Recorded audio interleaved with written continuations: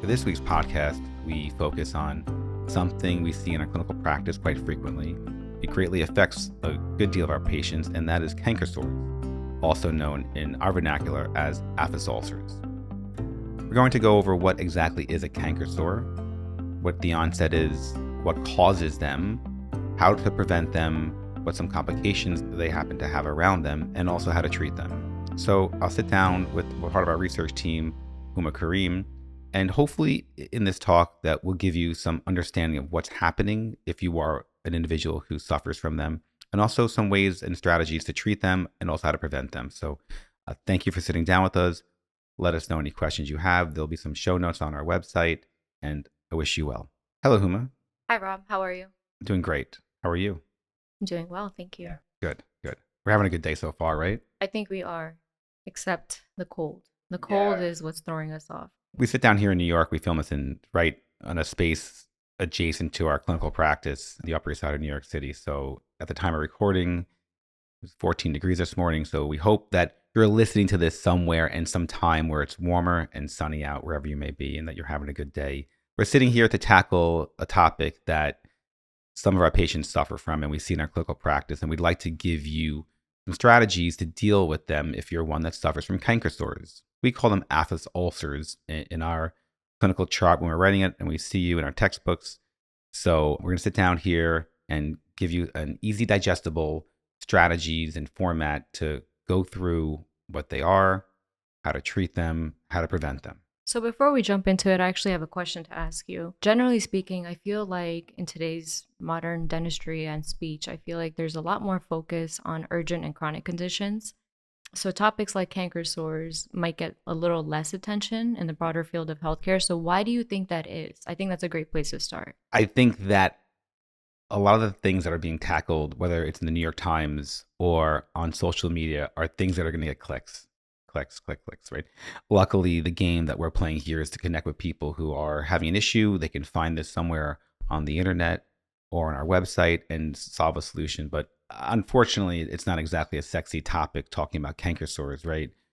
People who suffer from it in our clinical practice, it's quite debilitating at the time of experiencing it. We'll have people who are getting married in a week or so, or having a big presentation. They're going for a job interview and they're having a hard time speaking and they're in agony because of the situation, especially the individuals who suffer from having not a mild case. The ones that suffer from the moderate to severe cases, people whose tongue gets populated with the ulcers and their mouth, and they're having a hard time speaking, eating, and just actually existing with their basic homeostasis. They're quite painful and disruptive. So we felt that it was a really good topic to jump into and break down for people to give them some actionable information, simple strategies to deal with these. And well, I don't know why people aren't talking about things like that, but that's well, they can figure that out. But I just think it's not exactly the most mainstream enough in our clinical practice that it affects people pretty severely. So we'll jump into it and go from there. So I guess the question is, what is a canker sore compared to other lesions in your mouth, correct? Yes. To basically say it is, we actually do not know what causes a canker sore in our profession. We call them, again, what an aphthous ulcer. Know that these are non-contagious mouth sores, right? They can also be called recurrent aphthous stomatitis. And the reason that that's calling that is because it actually refers to an inflammatory process in your mouth. Some people can get one or two canker sores, where others can have continuous outbreaks through their entire mouth. And the frequency alters depending on the time of year, stress in your life, hormone cycle, and also your own systemic situation. And these typical lesions are these roundish lesions, typically followed by a red outline. And again, they're always coupled with pain. I suffer from them a couple times a year, so I can relate, but luckily I cannot relate to people who get them frequently. But you can tell we have patients in our practice that have to have real strategies for dealing with this. They're typically formed on the non-keratinized tissues in your mouth. That means the protein less rich, the movable tissues, right? So your cheeks, the floor of your mouth, the sides of your tongue, in a sense, in the posterior region. They also are people, and we have plenty of people in our practice that suffer from them on the keratinized protein-rich tissues. So actually on the tongue, on different areas. And these are all internal to the mouth, right? They are non-contagious. There is no viral sense of it. And we'll go through the process a little bit moving forward. 46 of patients report to having this lesion. So it's almost half of the population suffers from some level of having aphthous ulcers or canker sores. I think the common misconception is that a lot of people don't know the difference between a canker sore and a cold sore. So I think it would be worth to kind of double click on that and explain the key differences. A cold sore is something that is outside of your mouth and viral, right? Herpetic lesion, recurrent, and we'll sit down and go through a whole talk on that in the future. It's on the list of things to do. So these are internal in your mouth, and these are, as we'll get into, an inflammatory immune response. So it has no viral component. They're non-contagious versus things that happen along your lip that are known as cold sores. And those are herpetic lesions that are dealt with systemic medications, most frequently are ointments that you put on the lesion itself. What is exactly happening here that you think patients should understand more? So you're getting an actual immune response here. You're getting lymphocytes that infiltrate the epithelium of the area. You get edema, which is swelling. Epithelial cells go through this vascularization and change, and then it sloughs, right? So you're getting an immune response, neutrophils, lymphocytes, and they start this then inflammatory response after the immune response that happens, a T cell mediated immune response that then reacts with inflammatory cells. Then you get the ulceration. So the progression is this coupled response, right? It's not an autoimmune response. It's an immune response that's then followed by an inflammatory response that causes disruption and pain on people. We typically classify it cellularly as a T-celled immune response to T-cell mediated immune response. And so that's really thinking about it being your immune system taking action against something. If you were to do the histology on an early lesion, you're getting about 80% of the area is made up of T cells. So you're getting this intense, like I said, immune response that then inflammation occurs. So from my understanding and appreciation of your mouth and your oral environment, has to be some type of traumatic lesion that either allows some type of bacteria to infiltrate or a disruption of your own bacteria that causes an irritation that your body kind of triggers this response in a protective manner to the area. And so what I would like people to realize is it's a part of the physiological process of your mouth and your body that happens everywhere of this protective mechanism. So the way I look at it, and I think if you suffer from it, you can think about is it's that your body's protecting itself from something. What exactly? I'm not sure. Maybe a couple things at a time. We notice people break out with them depending on their own body changing in terms of becoming of a more inflamed state or a more immune compromised state. Their body's reacting and it's coming out in their mouth, whether it's from toothpaste, whether it's from something being hit or trauma or disruption from the local bacteria. So I think that it's being caused from a couple of different things provoking the same response that comes out. And it's happening more on people who are more susceptible to it, or it's happening to you at a moment you are more susceptible to getting it. To just break that down, so not knowing the exact etiology and the cause of what's causing the aphthous ulcer, we could understand what leads the events that occur that lead to it, right? So it could be trauma to your mouth, injury. You could bite your cheek. You could have a dental cleaning and just the action or a dental appointment, the action in your mouth. Stress and anxiety is making you more susceptible to having inflammatory or immune responses or disrupting the microbiome. So I'm not sure the chicken or the egg here, but the environment matters of yourself systemically. With that, hormone changes. We see women that go through their monthly cycles, there might be an uptick at certain points of the cycle. Women that are pregnant may get a different change also. So we have some patients when they're breastfeeding, it goes away completely until they finish breastfeeding and then it comes back. It's quite interesting. Patients who suffer from GI issues such as Crohn's disease, celiac, ulcerative colitis, we also see a higher prevalence of these aphthous ulcers in your mouth. We find that there is a genetic correlation. So I have a couple of families in our clinical practice and the siblings all suffer from these, right? Quite similarly. It doesn't matter the gender, actually. They all get them. It's quite interesting. The other thing that can happen is that we can find a complete correlation with dental products that contain irritants to your mouth, such as whitening toothpaste or sodium lauryl sulfate, SLS, which is the sudsy thing in toothpaste. So if you ever brush with different toothpaste and some are to make you feel fresher or make you feel more clean, this is also irritating the soft tissue in your mouth, sodium lauryl sulfate. So it's something that we almost recommend our patients to just stay away from completely because there's no reason to have a soft tissue irritant in your toothpaste.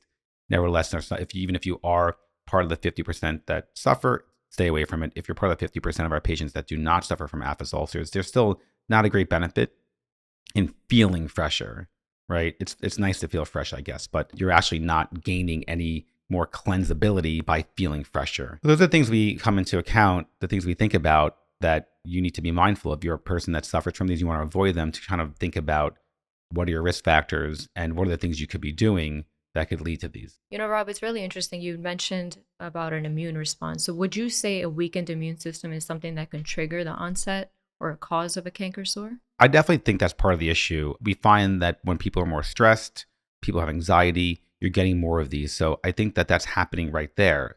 So there's either individuals that suffer from having a chronically low immune system, immunocompromised patients are definitely suffering from these more, or situationally through your life, if you're going through a big job change or you're moving, you're stressed, to break up a wedding, whatever it may be, you're more likely to get these because your immune system is getting disrupted, right? The other thing that we see is the disruption in your microbiome. There are studies showing when they take the histology of these lesions that there's a complete disruption of the microbiome locally in just the area of the lesion, not in the areas of your mouth where the lesion is not. So who knows, again, how that's happening. If you have a local problem or a systemic issue or a stress issue that's affecting your overall immune system at that moment. We also see patients who have vitamin deficiencies and iron deficiencies suffer from an increased amount of aphthous ulcers. Iron, folic acid, vitamin B12. Now, we're not sure about people who suffer from these vitamins or have deficiencies in iron. Is it the question of a lower immune system or a hyperinflammatory response, right? We see people who have deficiencies in B12 and folic acid having higher level of homocysteine inflammatory markers. So what is causing it? I'm not sure, but we definitely see in the literature an increased occurrence in these.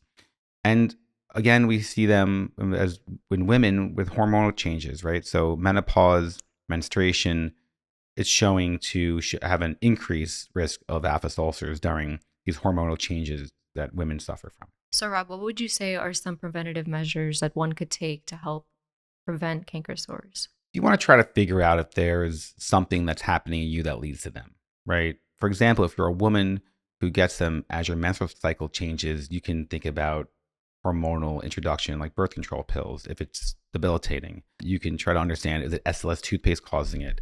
So globally, you would try to take care of things that would irritate your mouth and avoid those. Acidic food, spicy foods, irritants, chewing gum, cough drops might have a little sharp edge that might just scratch your gum tissue. The hygiene products that you use and how you use them, flossing, toothpaste, are all important. Unfortunately, because we can't really isolate the etiology of what's causing them directly, talking about how to prevent them is hard because there might be a handful of things that are happening here.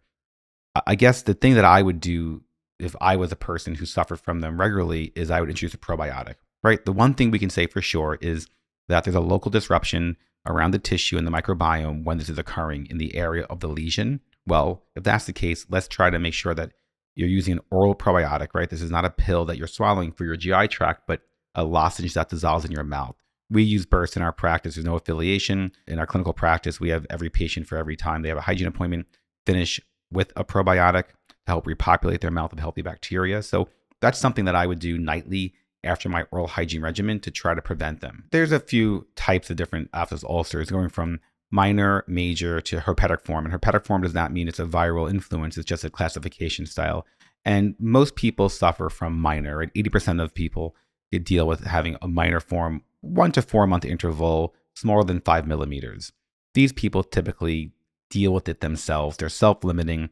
They don't need a lot of treatments, and you can keep moving and let it go.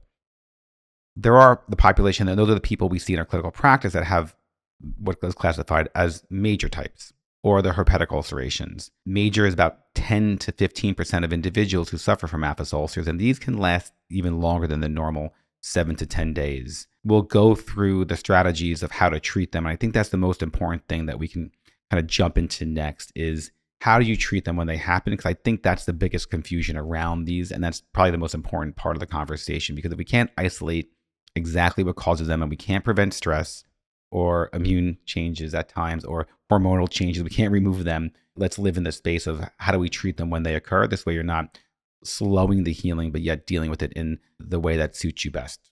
The way I like to think about treating these ulcerations is there's two types of ways that I think about it. One is, how does the patient treat them on their own with no intervention from a healthcare professional? And then secondly, if it gets to the point where that's not sustaining your existence when you get the lesions, how do you get an actual health professional, a dentist, to intervene and treat them?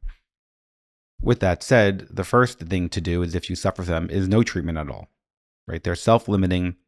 Your immune response followed by the inflammatory response will occur, and this will last about 7 to 10 days, and you will go through the healing process and it will heal. The one thing we want to stress to our patients in our clinical practice is to avoid benzocaine, right? Also known as Ambisol. This is an ointment that you put on the lesion that causes numbness. So part of the problem with that is it's also an irritant, and this will actually delay healing.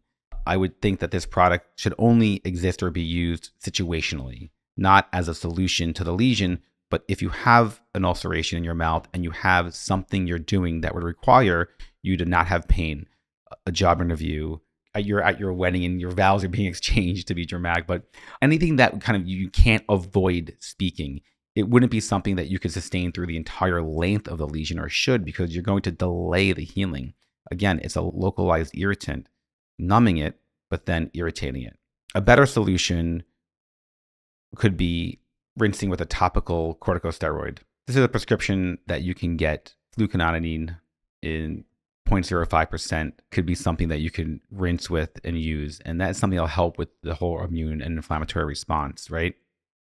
Some patients can definitely benefit from systemic steroids, right? A metronol pack could be very helpful. And the dosage can be as prescribed in the steroid packs, or it can be also tapered down. You can do almost half a response, and that could help also.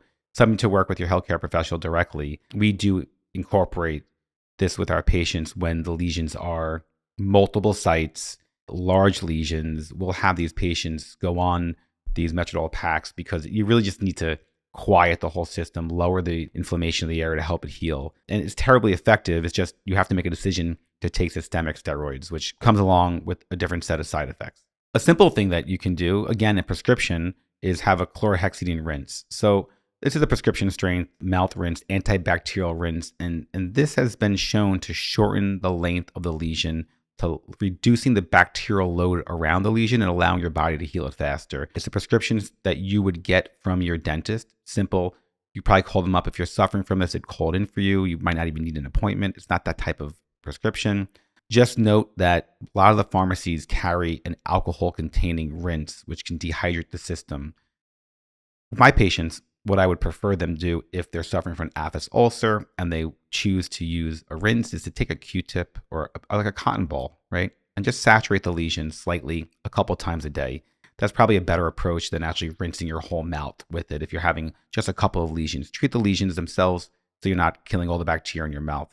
People have also used things like tetracycline or doxycycline rinses. Again, these are prescription strength antibiotics that you can rinse with, helping to allow the area to heal. What one would do is take a doxycycline capsule, empty it out into about 10 milliliters of water to a 100 milligram capsule of doxycycline, empty into 10 mils of water, and then you could rinse with that a couple times a day, typically 3 times a day, or tetracycline.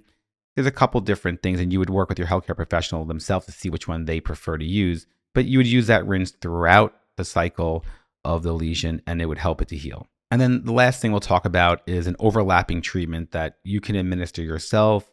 Typically, a dentist would be the one administering it, and that's Debacterol, right? Debacterol is a topical treatment. It's a sulfuric acid, ranges from 2 to 3 on the pH scale. And so you would take the solution and apply it directly to the lesion. This is a chemical cauterization, and it would help to actually remove the pain from it by searing, cauterizing the nerve endings there. Interestingly enough, this also helps to increase the rate of healing. It's removing the inflamed tissue and possibly also changing the microbiome of the area, allowing it to heal faster. This typically is something that we administer to patients in our clinical practice, although I do have plenty of patients who suffer from the ulcerations routinely, who we can order a bottle of it, give it to them, and they can self-administer it carefully, right? You have to be dexterous and see the lesion, You dry the lesion, treat it for a couple seconds, 5 seconds, and then rinse out afterwards. It's a very simple way. When I have a lesion in my mouth that is disruptive, which again is rare for me, luckily, I will treat it with Debactrol. And that typically is all I need to really just take the edge off and to help it to heal. Is there any side effects for the use of Debactrol? The main side effect is the pain you get immediately from using it, right? It's an intense sting at the moment of using it. You have to get it. So there's a friction point where you have to get it from your dentist and pay for it. So there's a few barriers of entry. It's not as simple to use as other things. So we've gone through some interventions a patient can do on their own and kind of what the most common dentist-driven intervention is. And the last thing that people do is laser therapy, low-level laser therapy.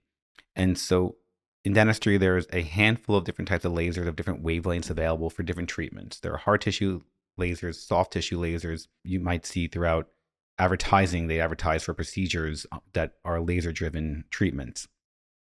So there's been some studies to try to look at what type of lasers work best and how they're administered. And it turns out that the best way for a laser treatment to be effective is accompanied with local anesthetic.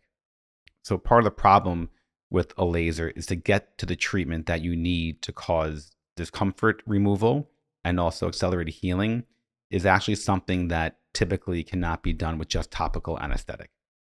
So there's a barrier there. But for someone who's suffering from a debilitating aphthous ulcer, this is a very, very effective treatment. And the good news is that it alternates on the type of laser. There's not one type of laser that works best for this.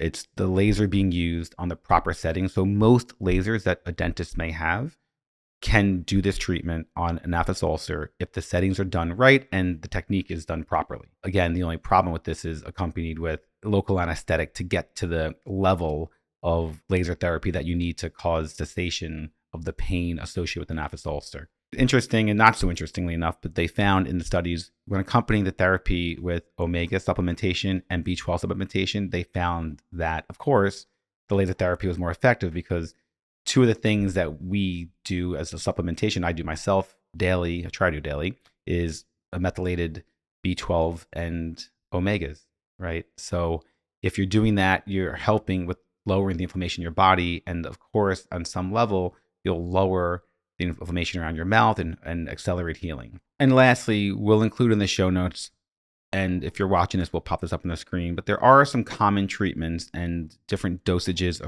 accompanied with those, and then the studies that we have related to the treatments. And so we reviewed previously the things that we recommend, and these are just listed out here if you're suffering from them and you need a resource to try some different approaches. And that's the thing that we'll kind of end on here is to figure out, if you can, on any level, to correlate why or when you're getting them, how you're getting them, and then try a few different treatments, right? You could try the Bacterol, chlorhexidine. I would try to do those things first. And I guess the last thing I would say, you can also manage the discomfort with these with over-the-counter pain medication. It's a very effective way, whether it's acetaminophen or something like Aleve, ibuprofen, Motrin. You can try to manage the discomfort systemically also if you're having a few tough days, and knowing that some of the things that you could buy over the counter would intervene with the healing process. Find, as we always say, find what works best for you and try to figure out what your approach is that is most effective when you need it. Rely on your healthcare professionals around you to help you through the process and assist you where you need. And let us know if you have any questions. Please leave a comment. We'll make sure we get back to them. And I really appreciate your time and your attention here. And we wish you well. And if you suffer from these, we hope you get better. Thank you for joining us this week. I hope you found it helpful and enjoyed. Please head to our website for our show notes and more information around the topics we discussed today. Please check us out on our YouTube, Instagram, and TikTok pages for weekly updates and other interesting topics we discuss more frequently.